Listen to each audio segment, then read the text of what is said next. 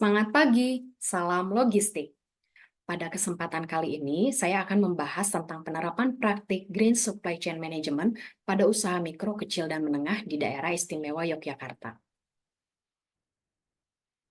Supply Chain Management menurut Zhao dan Li adalah proses mengintegrasikan, memanfaatkan, dan mengordinasi produk dan arus informasi di antara pemasok, produsen, distributor, retailer, dan pelanggan sehingga barang harus diproduksi dan dikirim dalam jumlah dan waktu yang tepat dengan biaya terendah sebagai persyaratan untuk memuaskan pelanggan. Adapun karakteristik dari SCM adalah tujuan ekonomi, dampak ekologis tinggi, kriteria pemilihan pemasok mempertimbangkan aspek harga dan hubungan jangka pendek.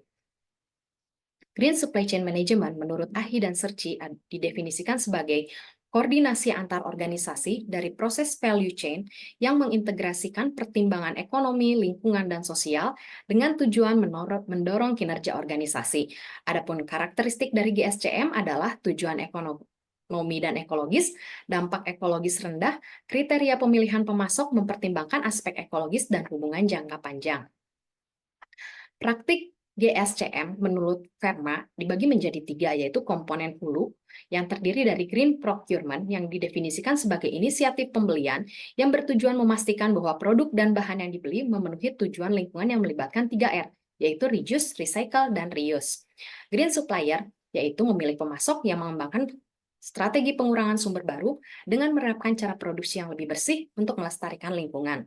Komponen kedua adalah komponen internal yang terdiri dari green manufacturing yang dapat ditempuh oleh perusahaan dengan menggunakan sumber energi ramah lingkungan dan daur ulang bahan baku dalam operasi manufaktur.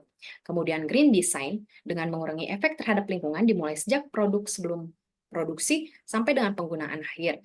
Green information system adalah menggunakan media digital dan e-commerce yang dapat membantu mengurangi atau mengendalikan emisi karbon dan pencemaran lingkungan. Green packaging dengan menggunakan bahan yang lebih hijau dan kemasan yang dirampingkan. Yang ketiga adalah komponen hilir yang terdiri dari green distribution, yaitu barang tidak dikirim dalam jumlah yang lebih kecil, tetapi dipesan bersama dan dikirim langsung ke lokasi pengguna menggunakan kendaraan ramah lingkungan. Dan green logistik dan reverse, yaitu aliran maju rantai pasok dan reverse logistik yang menyiratkan logistik dalam pengembalian produk, penggunaan kembali dan daur ulang bahan, pembuangan limbah, remanufacture, dan perbaikan. Manfaat penerapan Green Supply Chain Management salah satunya menurut Verma dalam penelitiannya mengatakan bahwa GSCM ditambah dengan praktik lingkungan yang baik akan memberikan keuntungan dalam segi bisnis.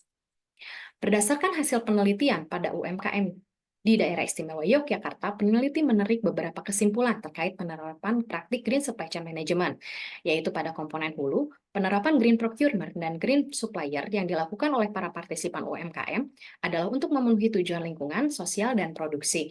Pada komponen internal, penerapan Green Manufacturing, yaitu para partisipan dapat mendeskripsikan bahwa komponen dan produk dapat didaur ulang dan juga telah mendapat perizinan PIRT dan sertifikasi halal. Penerapan Green Design dan Information System ditujukan dengan penggunaan media sosial sebagai media promosi dan juga e-commerce. Penerapan Green Packaging ditujukan dengan adanya partisipan yang telah menggunakan kemasan ramah lingkungan dapat digunakan kembali dan dibuat menggunakan bahan yang mudah terurai di lingkungan. Pada komponen hilir, penerapan Green Distribution ditujukan dengan sejumlah partisipan yang telah melakukan penyaluran produk ke beberapa tempat yang ada di Yogyakarta dalam jumlah besar dan telah memenuhi persyaratan Green Distribution. Penerapan Green Logistic dan Reverse ditujukan dengan sejumlah partisipan yang telah memanfaatkan dan mengolah kembali sisa bahan baku, membuang limbah di saluran yang khusus sehingga meminimalkan dampak negatif bagi lingkungan.